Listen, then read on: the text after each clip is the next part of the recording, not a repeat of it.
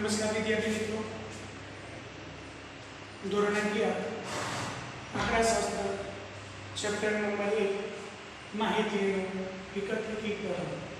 એકત્રીકરણ લક્ષો તો પણ ચાલે। જુદી જુદી જગ્યાએ જુદા જુદા શબ્દનો ઉપયોગ કર્યો છે, એમાં કોઈ ગભરાવાની જરૂર નથી। અગાઉના પહેલા લેક્ચરની અંદર આપણે આંકડાશાસ્ત્રના ઉદ્ભવ વિશેની વાતો કરી।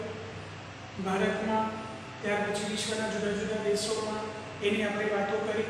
હવે ત્યાં પણ આપણે જોયું મુગલ સામ્રાજ્યના સમય દરમિયાન, મૌર્ય સામ્રાજ્ય દરમિયાન, ત્યાં અકબરના શાસનમાં અબુલ ફઝલ રચી આઈને અકબરી પુસ્તકની અંદર વહીવટી અને મુલકી સેવાઓ અંગેની પણ ત્યાં વાતો કરેલી છે।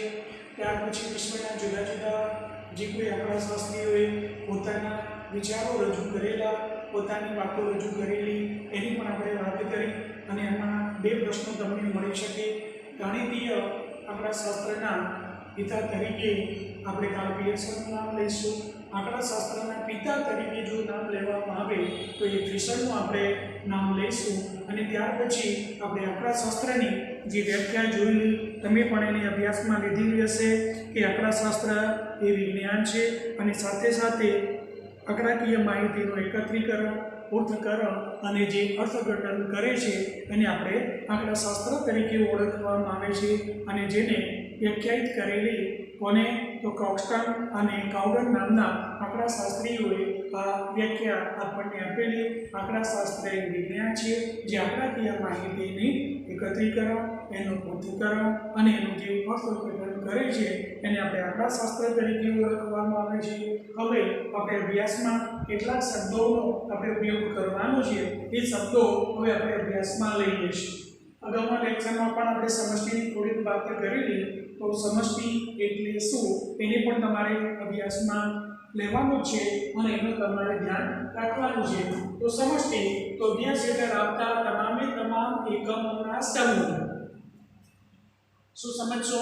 અભ્યાસ હેઠળ આવતા તમામ એકમોના સમૂહને સમષ્ટિ તરીકે ઓળખવામાં આવે, જેને અંગ્રેજીમાં પોપ્યુલેશન તરીકે ઓળખીશું। અથવા બીજી રીતે પણ મેં તમને કીધેલું, સંશોધન હેઠળ આવતા તમામ એકમોના સમૂહને સમષ્ટિ તરીકે ઓળખવામાં આવે છે। હવે એનું ઉદાહરણ આપવું હોય તો આપી શકાય। આપણે એ વખતે પણ કીધું, એસટી હાઈસ્કૂલ કોકરવાડાના 1000 વિદ્યાર્થીઓનો સમૂહ।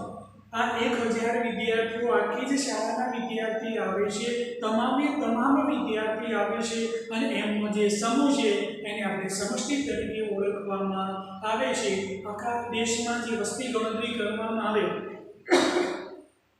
હવે વસ્તી ગણતરીના બધા જ એકમોને આપણે લેવા પડે અને આ બધા જ એકમોનો જે સમૂહ છે એને પણ આપણે સમષ્ટિ તરીકે ઓળખવામાં આવે છે। તો તમને ખબર પડી ગઈ છે વિદ્યાર્થી મિત્રો કે સમષ્ટિ એટલે શું?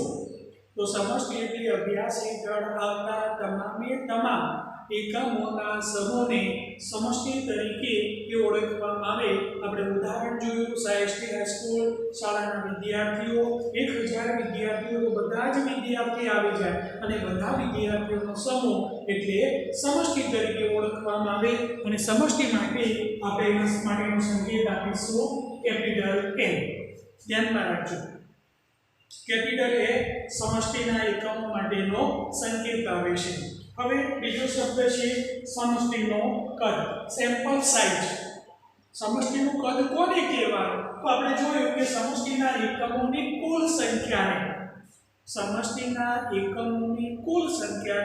સેમ્પલ સાઇઝ અથવા તો સમષ્ટિનું કદ કહેવાય। તો આપણે માની લો કે શાળાના 1000 વિદ્યાર્થી હતા, તો શાળાના 1000 વિદ્યાર્થીઓનો જે સમૂહ, જેને સમષ્ટિના કદ તરીકે ઓળખવામાં આવે, તે બરાબર 1000 આપણે લખી દઈશું। ચલો, ખબર પડી ગઈ વાત છે।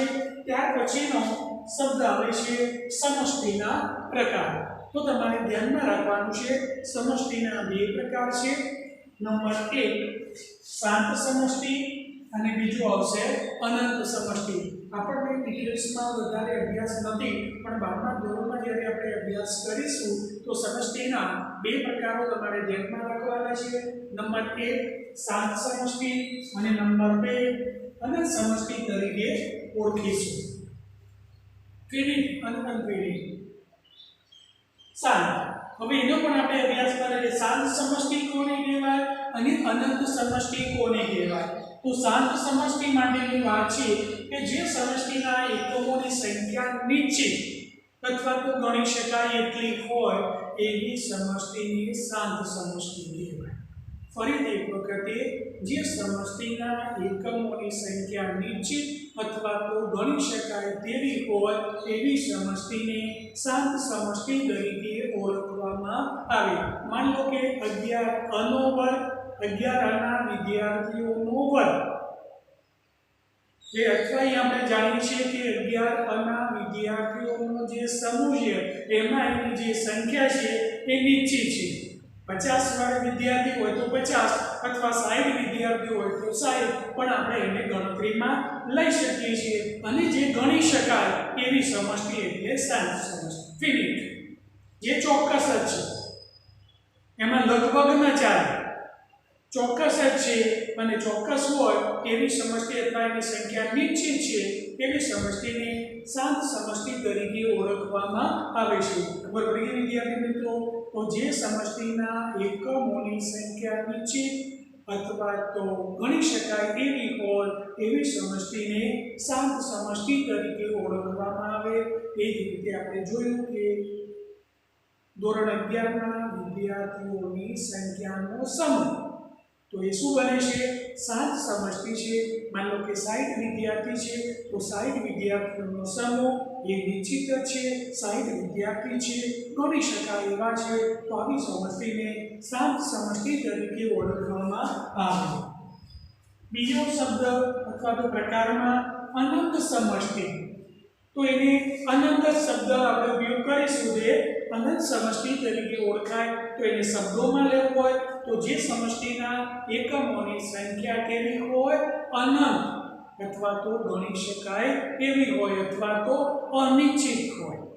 ગમે તે શબ્દ તમે ઉપયોગમાં લેશો તો પણ ચાલશે. ફરી એક વખતે જે સમષ્ટિના એકમોની સંખ્યા અનંત હોય, અનંતનો મતલબ શું કરી શકાય? જેને ગણી શકાય નહીં તેવું અનંત. દાખલા તરીકે આકાશમાં તારાઓનો સમૂહ, આપણે એને ગણી શકતા નથી, તો આ એક અનંત સમષ્ટિ છે. તો આ એના બે પ્રકાર છે સમષ્ટિના: શાંત સમષ્ટિ, અનંત સમષ્ટિ. એની આપણે વાત કરી. હવે ત્યાર પછીનો આપણો શબ્દ આવે છે નિદર્શ, જેને આપણે સેમ્પલ કહીશું. શું કહીશું અંગ્રેજીમાં? સેમ્પલ તરીકે ઓળખવામાં આવે. તો નિદર્શ કોને કહેવાય? તો જો સમષ્ટિમાંથી કોઈ ચોક્કસ પદ્ધતિ વડે, ધ્યાન રાખજો, સમષ્ટિમાંથી કોઈ ચોક્કસ પદ્ધતિ વડે યાદચ્છિક રીતે પસંદ કરે, રેન્ડમ યાદચ્છિક રીતે પસંદ કરેલા એકમોનો જે સમૂહ છે એને નિદર્શ તરીકે ઓળખવામાં આવે છે.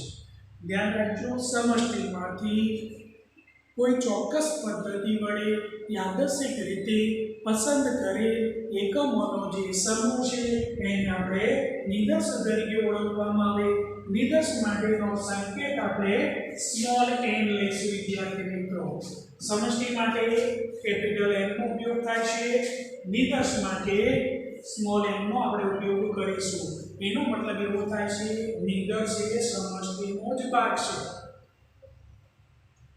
બધી ગઈ વાત. હવે નિદર્શ માટે આપણે સમષ્ટિમાં તો એમાં સંખ્યા આપણે જોઈ, એના ઉદાહરણો પણ આપણે જોયા. પણ માની લો કે નિદર્શનું આપણે ઉદાહરણ આપવું હોય તો માની લો કે શાળાના 1000 વિદ્યાર્થીઓ છે જેને આપણે સમષ્ટિ તરીકે ઓળખવામાં આવે. હવે એમાંથી આપણે માની લો કે 100 વિદ્યાર્થી પસંદ કરીએ તો આ 100 વિદ્યાર્થીઓ શું બને છે? નિદર્શ બને છે. હવે આ વિદ્યાર્થીઓની પસંદગી કોઈ ચોક્કસ પદ્ધતિ વડે અને યાદચ્છિક રીતે થયેલી હોય તો આપણે એને નિદર્શ તરીકે ઓળખવામાં આવે છે. કેપિટલ A સમષ્ટિ બતાવે, સ્મોલ a નિદર્શ બતાવે. આટલું તમારે ધ્યાનમાં રાખવાનું થશે. 12મા ધોરણમાં આ પદ્ધતિનો આપણે ઉપયોગ કરી દાખલાઓની ગણતરી કરવાની આવશે વિદ્યાર્થી મિત્રો, એટલે ધ્યાનમાં રાખજો. નિદર્શ હવે આપણે પણ જાણીએ છીએ કે કોઈ ચોક્કસ પદ્ધતિ વડે સમષ્ટિમાંથી યાદચ્છિક રીતે પસંદ કરેલ એકમોનો જે સમૂહ છે એને આપણે નિદર્શ તરીકે ઓળખવામાં આવે છે. હવે નિદર્શનું કદ, તો જેમ આપણે સમષ્ટિના એકમોની કુલ સંખ્યા, તો અહીંયા નિદર્શના એકમોની કુલ સંખ્યાને નિદર્શનું કદ તરીકે ઓળખવામાં આવે, અથવા તો જેને સેમ્પલ સાઇઝ તરીકે ઓળખવામાં આવે છે. એટલે જે પસંદ કરેલા હોય એટલી એની સંખ્યા. માન લો કે 11 c નો વર્ગ, તો 11 c ના વર્ગમાં જે કોઈ બેનો આવતી હોય એ વર્ગની સંખ્યા, એનું સંખ્યા એટલે એનું કદ બતાવે છે. તો અહીંયા નિદર્શ કોને કહેવાય અને એના સંદર્ભમાં આપણે વાત કરી. હવે ત્યાર પછીનો આપણો શબ્દ છે વિદ્યાર્થી મિત્રો સમષ્ટિ તપાસ, પોપ્યુલેશન ઇન્ક્વાયરી. સમષ્ટિ તપાસ અભ્યાસ હેઠળ આવતા તમામે તમામ એકમોની તપાસને, ધ્યાન રાખજો, અભ્યાસ હેઠળ આવતા તમામે તમામ એકમોની તપાસને, માત્ર તપાસ શબ્દ જ ઉમેરવાનો થશે આપણે જે અગાઉ સમષ્ટિનો ખ્યાલ મેળવ્યો તેમાં.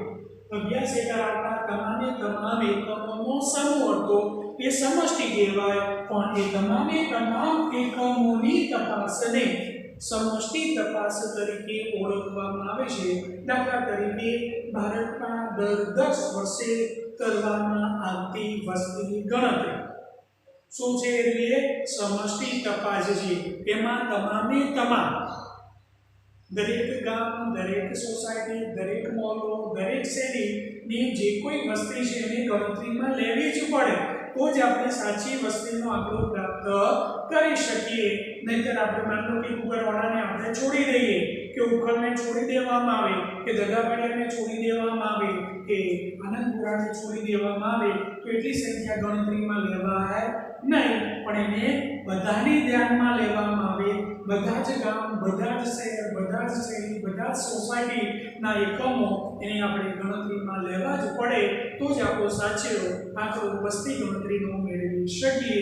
તો સમષ્ટિ તપાસમાં અભ્યાસ હેઠળ આવતા તમામે તમામ એકમોની તપાસને સમષ્ટિ તપાસ તરીકે ઓળખવામાં આવે છે. આપણે જે કોઈ શબ્દો લખેલા છે બોર્ડ પર, એ બધા જ શબ્દો તમારે નોટબુક્સની અંદર લખી દેવાના છે અને એને તમારે તૈયાર કરી જ દેવાના છે. તો સમષ્ટિ તપાસ કોને કહેવાય? ફરીથી એક વખત, અભ્યાસ હેઠળ આવતા તમામે તમામ એકમોની તપાસને સમષ્ટિ તપાસ તરીકે આપણે ઓળખીશું. આપણે એક સરસ ઉદાહરણ આપ્યું. હવે આપણે માની લો કે ધોરણ અથવા તો એસટી હાઈસ્કૂલમાં બાળકના આરોગ્યની તપાસ. હવે આરોગ્યની તપાસ એનો મતલબ એવો થાય છે કે બધા જ વિદ્યાર્થીઓની તપાસ કરવી પડે. ત્યાં રેન્ડમ રીતે આપણે નક્કી ના કરી, માનો કે કોઈ 11 નો વર્ગ હોય તો એમાંથી આપણે માનો કે 10 વિદ્યાર્થીઓની તપાસ કરી લીધી, આરોગ્ય તપાસ, મેડિકલ ચેકઅપ કરી લીધો, બાકીનાને કશું જ નથી એવું આપણે કોઈ પણ રીતે આપણે એને કહી શકીએ નહીં. પણ બધા જ વિદ્યાર્થીઓ, 60 વિદ્યાર્થીઓ તો 60 વિદ્યાર્થીઓને આરોગ્ય ચેકઅપ કરવું જ પડે, મેડિકલ ચેકઅપ કરવું પડે, તો જ આપણને સાચી માહિતી મળી શકે કે કોઈ વિદ્યાર્થીને કોઈ પણ પ્રકારનો રોગ નથી. 10 વિદ્યાર્થીઓની તપાસ કરી લીધી અને આપણે કહી દઈએ કે કોઈ પણ બધા બાકીના 50 વિદ્યાર્થીઓને કોઈ પણ પ્રકારનો રોગ નથી, આ વાત ખોટી. આરોગ્યમાં બધા જ વિદ્યાર્થીઓની તપાસ કરવી જ પડે. એટલે તમામે તમામ વિદ્યાર્થીઓની તપાસ કરીએ એવી તપાસને સમષ્ટિ તપાસ તરીકે ઓળખવામાં આવે છે. ત્યાર પછીનો શબ્દ છે નિદર્શ તપાસ, સેમ્પલ સર્વે. અને આપણે રોજબરોજના વ્યવહારમાં જાણે અજાણે નિદર્શ તપાસ કરીએ છીએ, પણ આપણને ખબર નથી આ નિદર્શ તપાસ કહેવાય કે નહીં.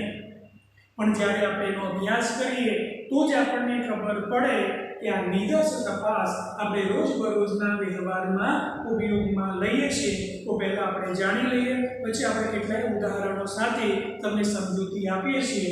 તો જુઓ, નિદર્શ તપાસ કોને કહેવાય?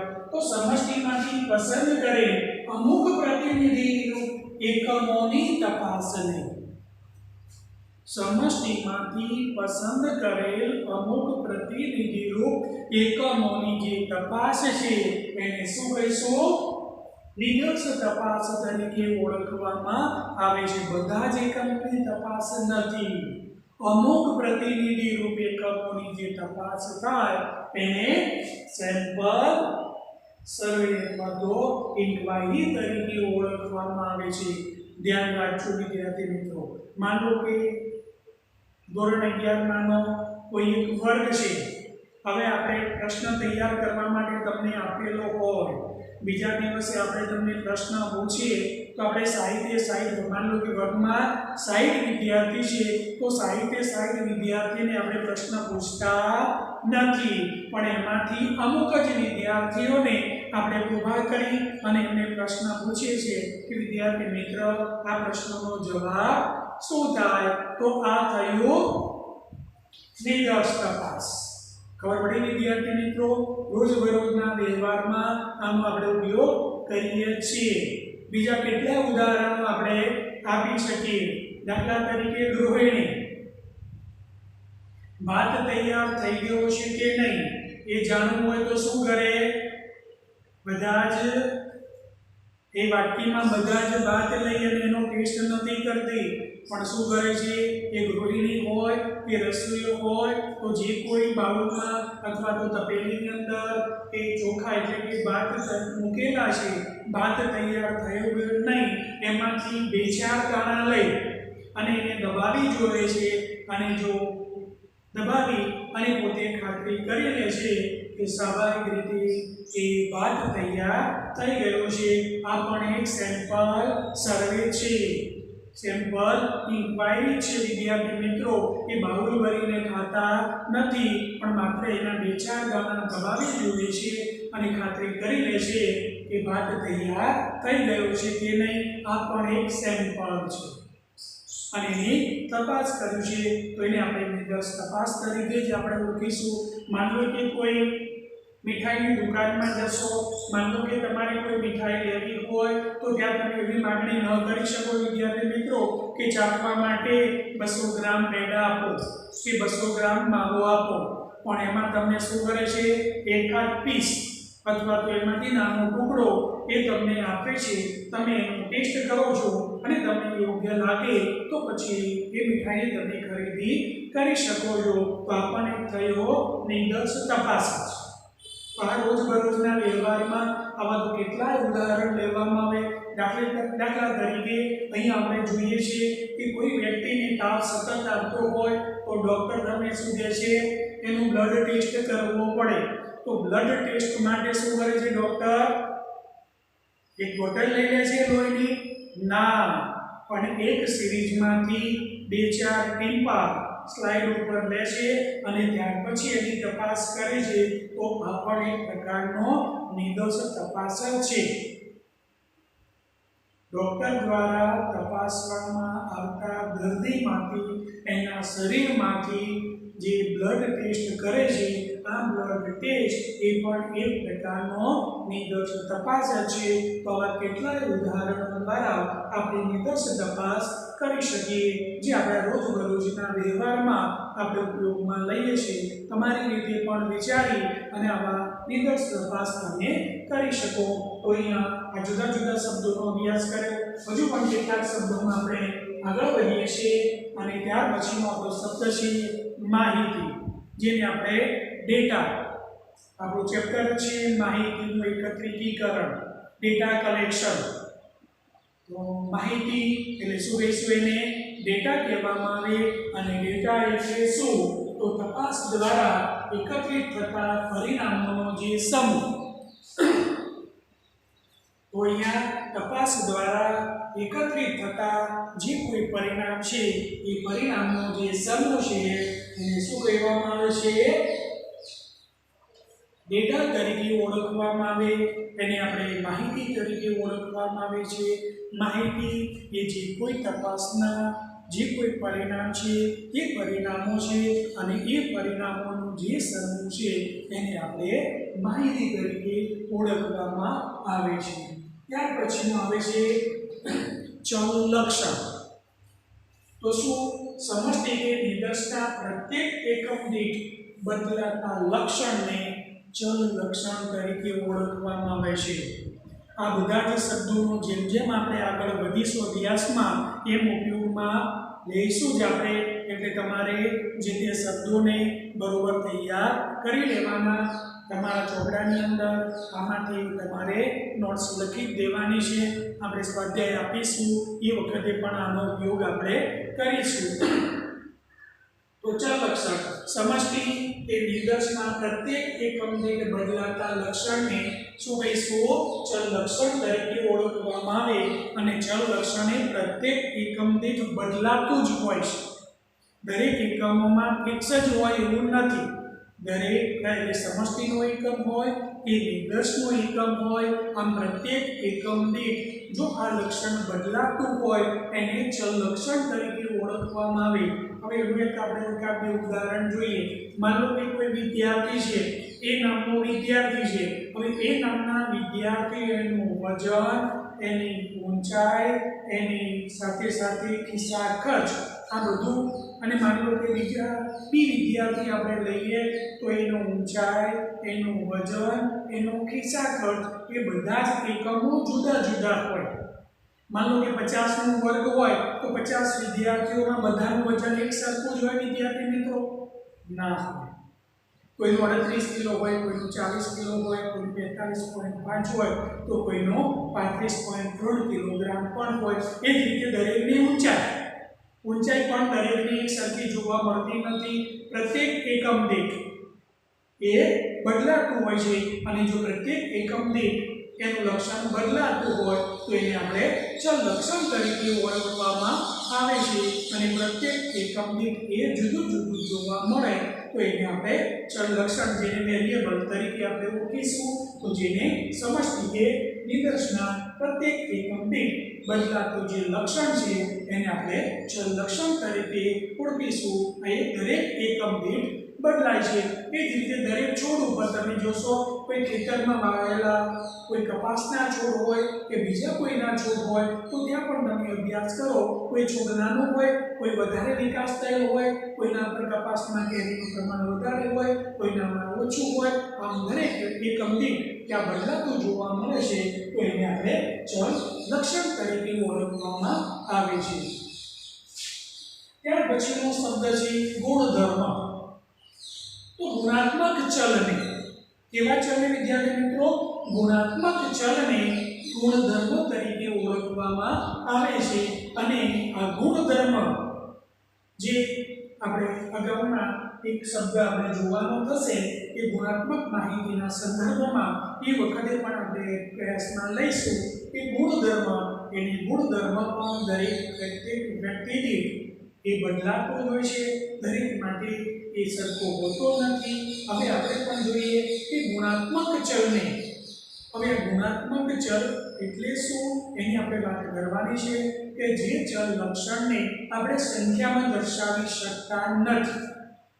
આવું પણ આપણે કહી શકીએ કે ગુણાત્મક ચલ કોને કહેવાય?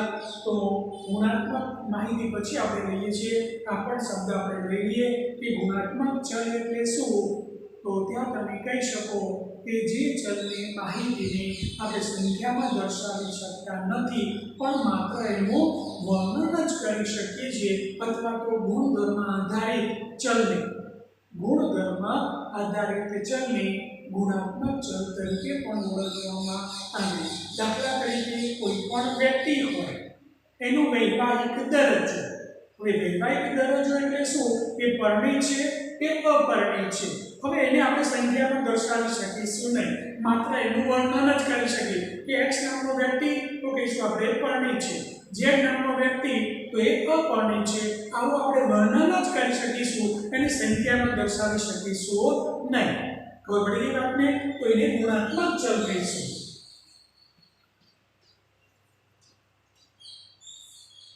કે જેનું માત્ર આપણે વર્ણન જ કરી શકીએ છીએ, એને આપણે સંખ્યામાં દર્શાવી શકતા નથી। એ જ રીતે કોઈ પણ વ્યક્તિ અથવા તો કોઈ પણ વિદ્યાર્થીનો શૈક્ષણિક દરજ્જો તો આપણે સીધું જ આપણે કહીશું કે ધોરણ 10 પાસ છે, ધોરણ 12 પાસ છે, કે સ્નાતક થયો છે, કોલેજ કરેલી છે, કે અનુસ્નાતક થયેલો છે, આવું આપણે વર્ણન જ કરી શકીએ છીએ, એને સ્પષ્ટ રીતે દર્શાવી શકતા નથી. તો આ પણ એક પ્રકારનો એ ગુણધર્મ આધારિત છે ચલ, અને ગુણધર્મ આધારિત જો ચલ હોય તો એ ગુણાત્મક ચલ તરીકે ઓળખવામાં આવે છે.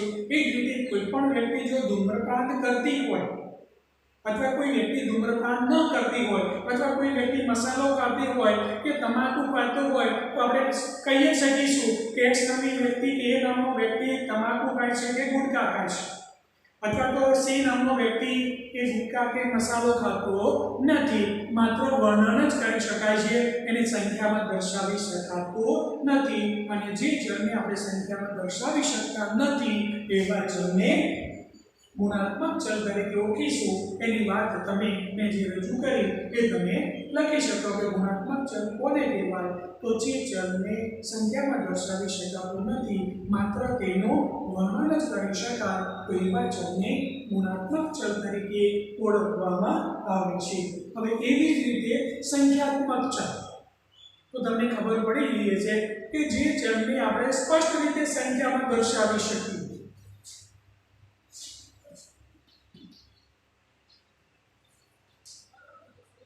સંખ્યાત્મક ચલ કે જે ચલને આપણે સંખ્યામાં દર્શાવી શકીએ એવા ચલને સંખ્યાત્મક ચલ તરીકે ઓળખવામાં આવે. દાખલા તરીકે વિદ્યાર્થીનું વજન. તો આપણે 38 કિલો હોય તો સીધું લખી શકીએ સંખ્યામાં કે 38 કિલો. કોઈ વિદ્યાર્થીનો 45.5 કિલોગ્રામ તો સીધું જ આપણે 45.5 કિલોગ્રામ આપણે લખી શકીએ. માનો કે કોઈ ડી નામના વિદ્યાર્થીની ઊંચાઈ 165 સેન્ટીમીટર હોય તો આપણે લખી શકીશું 165 સેન્ટીમીટર. કોઈ વિદ્યાર્થીની ઊંચાઈ 160 સેન્ટીમીટર છે તો 160 મીટર આપણે લખી શકીશું. એ જ રીતે કોઈ કારખાનામાં કામ કરતો કામદાર અને એનો જે પગાર છે, જો 20,000 પગાર હોય તો 20,000 લખીશું, 10,000 હોય તો 10,000. પણ આપણે ત્યાં શું કરીએ છીએ? સંખ્યામાં સીધું લખી શકાય. અને જે ચલને સંખ્યામાં દર્શાવી શકાતો હોય એવા ચલને આપણે શું કહીશું વિદ્યાર્થી મિત્રો?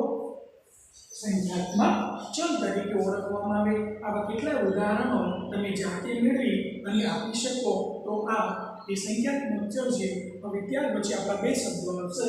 એક આવશે ગુણાત્મક માહિતી અને બીજી આવશે સંખ્યાત્મક માહિતી.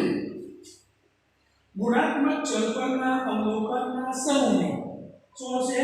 ગુણાત્મક ચલ પરના અવલોકનના સમૂહની જે માહિતી આપણે ભેગી કરીએ એને ગુણાત્મક માહિતી તરીકે ઓળખવામાં આવે છે.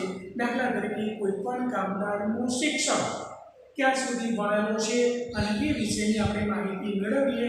એનો વૈવાહિક દરજ્જો હોય કોઈ પણ આપણે આપી શકીએ. કોઈ પણ વ્યક્તિ જો કોઈ રોગથી પીડાતો હોય, માનો કે કેન્સરથી પીડાતો હોય અને એ અંગેની માહિતી આપણે લઈએ તો ગુણાત્મક ચલ પરના અવલોકનોનો જે સમૂહ અને એ સમૂહની જે માહિતી છે એને ગુણાત્મક માહિતી તરીકે ઓળખવામાં આવે છે. અહીંયા ગુણાત્મક ચલની વાત કરી એ આપણે પહેલા લઈ લીધી છે કે જેને આપણે સંખ્યામાં દર્શાવી શકતા નથી. અને એવા ચલ ઉપર જો માહિતી આપણે ભેગી કરીએ તો એ માહિતીને ગુણાત્મક માહિતી તરીકે ઓળખવામાં આવે. દાખલા તરીકે કામદારનો શિક્ષણનો સ્તર અથવા કામદારનો વૈવાહિક દરજ્જો અથવા કોઈ પણ દર્દીનો રોગનું પ્રમાણ, તો આ એ ગુણાત્મક ચલ સાથે સંકળાયેલી માહિતી છે. અને ગુણાત્મક ચલ સાથે સંકળાયેલી અવલોકનોની જે સમૂહની માહિતી ગુણાત્મક માહિતી તરીકે ઓળખવામાં આવે છે. અને બીજો શબ્દ છે સંખ્યાત્મક માહિતી. સંખ્યાત્મક ચલ પરના જે અવલોકનોને જે સમૂહ છે અને એના દ્વારા મેળવેલી માહિતી એ સંખ્યાત્મક માહિતી છે. અને સંખ્યાત્મક માહિતીને આપણે સ્પષ્ટ રીતે સંખ્યામાં દર્શાવી શકીએ છીએ. અને જે માહિતીને આપણે સ્પષ્ટ રીતે સંખ્યામાં દર્શાવી શકતા હોય અને એવા અવલોકનોનો જે સમૂહ છે એને સંખ્યાત્મક માહિતી તરીકે ઓળખવામાં આવે. દાખલા તરીકે કોઈ વિદ્યાર્થીઓએ જુદા જુદા વિષયમાં મેળવેલ ગુણની માહિતી, આંકડાશાસ્ત્રમાં જે મેળવેલ ગુણ એકાઉન્ટમાં મેળવેલા હોય, ગુજરાતીમાં હોય કે અંગ્રેજીમાં ગુણ હોય તો એને આપણે સ્પષ્ટ રીતે સંખ્યામાં લખી શકીએ છીએ. અને એ અવલોકનોનો જે સમૂહ છે એની સંખ્યાત્મક માહિતી કહી શકીએ, અથવા તો કોઈ પણ કામદાર છે અને કામદારોનો જે પગાર છે એ કામદારોનો પગાર એને પણ આપણે સંખ્યામાં દર્શાવી શકીએ છીએ. તો આવી માહિતીને એ સંખ્યાત્મક માહિતી એ તરીકે ઓળખવામાં આવે છે. તો અહીંયા આજે આપણે બીજા લેક્ચરની અંદર ઘણા બધા જે શબ્દોની સમજૂતી મેળવી, આ શબ્દો તમારે ટીકટોક રીતે તૈયાર કરવાના છે. અગાઉના અભ્યાસમાં પણ આપણને ઉપયોગી બનશે વિદ્યાર્થી મિત્રો. તો અહીંયા ધ્યાનમાં રાખજો, આ કેવી રીતે જુદા જુદા શબ્દો તમારે પહેલાં લખી દેવાના અને પછી તમારે તૈયાર કરશો. એ તમે સારી રીતે એ તૈયાર કરશો તો અહીંયા આપણો લેક્ચર નંબર 2 અહીંયા પૂરો થાય છે. નેક્સ્ટ લેક્ચરમાં આપણે માહિતી એકત્ર કરવાની જુદી જુદી રીતોની વાત કરીશું. ધન્યવાદ.